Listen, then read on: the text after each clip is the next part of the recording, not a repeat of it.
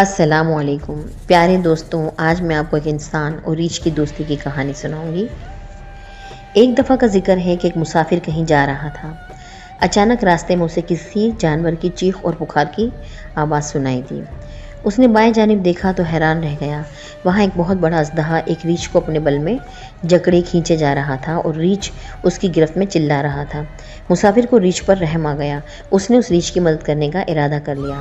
اسی لمحے ریچھ نے بھی اسے دیکھ لیا۔ ریچھ مدد کے لیے چلایا، بچاؤ بچاؤ، خدا کے لیے مجھے اس اژدہے کی گرفت سے آزاد کراؤ۔ مسافر بڑا بہادر ہمت والا جوان تھا۔ وہ لڑائی کے داؤ پیچ بھی جانتا تھا اور کافی طاقتور بھی تھا۔ وہ آگے بڑھا اور اژدہے سے لڑنے لگا۔ اس نے اژدہے پر ایک ایسا داؤ مارا کہ اژدہے نے بے بس ہو کر ریچھ کو چھوڑ دیا اور ریچھ مرنے سے بچ گیا۔ اژدہا اگرچہ طاقتور ہوتا ہے لیکن وہ انسانوں کی طرح داؤ پیچ نہیں جانتا، چنانچہ مسافر اسے ہلاک کرنے میں کامیاب ہو گیا۔ اژدہے کے مرنے پر ریچھ نے مسافر کا شکریہ ادا کیا اور کہا، اے بہادر، تو بہت طاقتور اور باہمت جوان ہے۔ اگر تو مجھے اژدہے کے چنگل سے نہ چھڑاتا تو وہ مجھے اپنے بلوں میں دبا دبا کر میری ہڈیاں توڑ ڈالتا اور مجھے بے بس کر کے کھا جاتا۔ تو نے جس پامردی اور دلیری سے اژدہے کو ہلاک کیا ہے، اس نے مجھے تمہارا گرویدہ بنا لیا ہے۔ تو نے مجھ پر جو احسان کیا ہے اس کے بدلے میں آج سے تیرا غلام اور وفادار ہوں۔ اب میں تیرے ساتھ ساتھ رہوں گا۔ مسافر ریچھ کو اپنے ساتھ لے گیا اور اس کو اپنا دوست بنا لیا اور ریچھ اس کے ساتھ چل پڑا۔ مسافر تھکا ہوا تھا۔ ایک جگہ وہ درختوں کے سائے میں لیٹ گیا اور آرام کرنے لگا۔ ریچھ محبت اور دوستی کے جذبے سے اس کی نگہبانی کرنے لگا۔ اتنے میں ایک راہگیر کا ادھر سے گزر ہوا۔ اس نے ریچھ کو مسافر کے پاس بیٹھے دیکھا تو اسے بہت تعجب ہوا۔ اس نے قریب آ کر مسافر سے پوچھا، بھائی خیریت تو ہے؟ یہ ریچھ تیرا کون ہے اور تیرا سے کیا تعلق ہے؟ جواب میں مسافر نے کہا، ایک اژدہا اسے ہلاک کرنے کے در پہ تھا۔ میں نے اسے اژدہے کی گرفت سے نجات دلائی اور اژدہے کو مار ڈالا۔ اب یہ میرا دوست ہے، اس لیے میرے پاس بیٹھا ہے۔ ارے بھولے آدمی، ریچھ پر اعتبار نہ کرنا، راہگیر نے مسافر کو سمجھایا۔ جس طرح بھی ممکن ہو اسے مار بھگا۔ نادان کی دوستی سے دشمنی بہتر ہوتی ہے۔ مسافر کو اس نصیحت پر غصہ آ گیا۔ اس نے راہگیر سے غصیلے لہجے میں کہا، خدا کی قسم تو ہماری دوستی سے حسد میں مبتلا ہو کر ایسا کہہ رہا ہے، ورنہ تو یہ نہ دیکھتا کہ یہ ریچھ ہے، بلکہ اس کی مجھ سے محبت کو دیکھتا۔ راہگیر نے ہنس کر کہا، نادانوں کی باتیں چکنی چپڑی اور دل لبھانے والی ہوتی ہیں، لیکن میرا یہ حسد اس ریچھ کی دوستی اور محبت سے بہتر ہے۔ ارے سادہ لو انسان، میں ریچھ سے کم تو نہیں ہوں، تو اسے چھوڑ دے تاکہ میں تیرا ساتھی بن جاؤں۔ میرا دل برے شگون سے لرزنے لگا ہے۔ اس ریچھ کے ساتھ کبھی کسی گھنے جنگل میں مت جانا۔ میرا دل جو کانپ رہا ہے وہ میرا وہم نہیں ہے، بلکہ میرا دل خدا کے نور سے دیکھتا ہے۔ نہ میرا دعویٰ جھوٹا ہے اور نہ میں نشے میں ہوں۔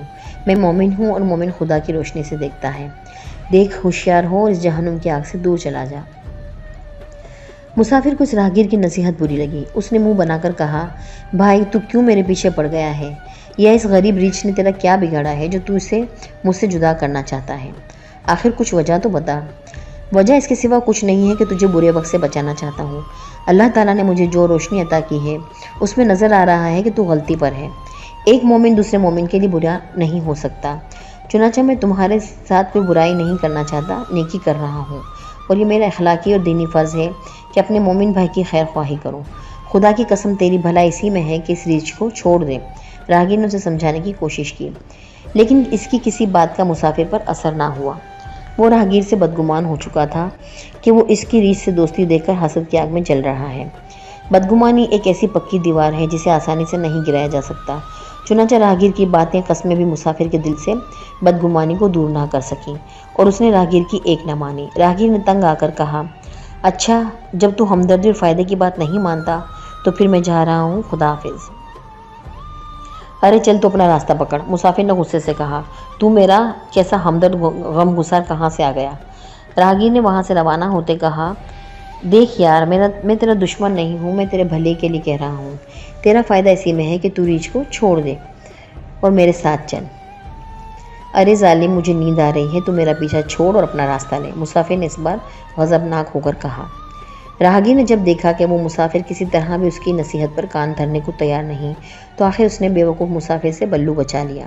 وہ منہ ہی منہ میں لا حول ولا قوت پڑھتا ہوا وہاں سے روانہ ہو گیا۔ وہ دل میں کہتا جاتا تھا کہ جب کسی شخص کی نصیحت، ہدایت، اصرار پر زبردستی سے بدگمانی اور بڑھتی ہو تو اس کی نصیحت اور ہدایت کے تمام راستے بند ہو جاتے ہیں۔ ایسے لوگوں کو نظر انداز کر دینا واجب ہوتا ہے۔